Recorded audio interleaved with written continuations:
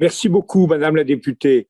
Le dernier orateur inscrit, j'espère qu'il est là, je ne le vois pas en photo, c'est Monsieur Hervé Berville, qui a cette caractéristique, je le dis pour le docteur Mukwege, d'avoir été notre rapporteur sur la loi sur la réduction des inégalités, c'est-à-dire sur la loi sur l'aide au développement et notamment la façon dont cette Assemblée et cette commission perçoivent le rôle de l'AFD.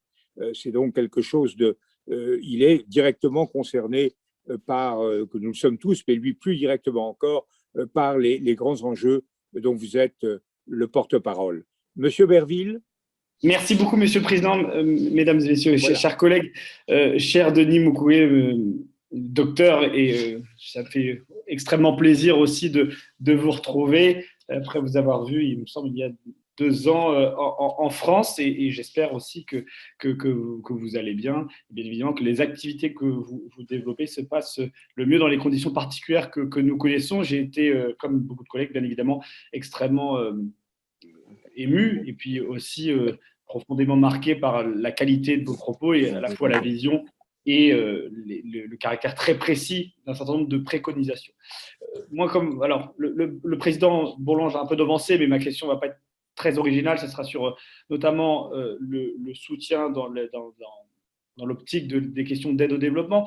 Alors, ce n'est pas tant du côté de l'AFD, parce qu'on avait déjà eu l'occasion d'échanger, même si vous pouvez bien évidemment nous faire un retour sur le soutien, notamment sur la question non pas tant des financements, mais de la coopération humaine et technique. Est-ce que là, il n'y aura pas un axe d'amélioration sur l'accompagnement beaucoup plus fortement, peut-être dans d'autres zones, dans d'autres pays, sur la question des échanges avec des spécialistes et des docteurs et des médecins sur notamment la partie psychologique. Le deuxième point, et je terminerai par là, c'est sur le rôle, et je vous prie de m'excuser si peut-être vous l'avez déjà dit, parce que j'ai eu à un moment donné, j'ai dû quitter, c'était sur la question du rôle de la Banque mondiale et de l'Union africaine.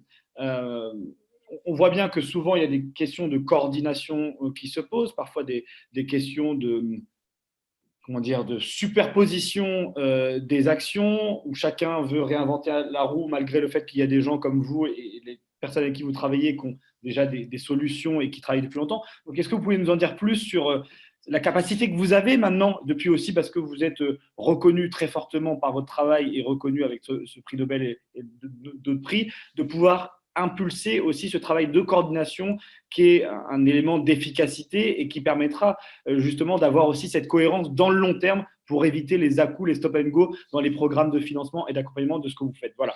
Donc, sur la coopération humaine et sur la question de la coordination. Merci beaucoup, docteur.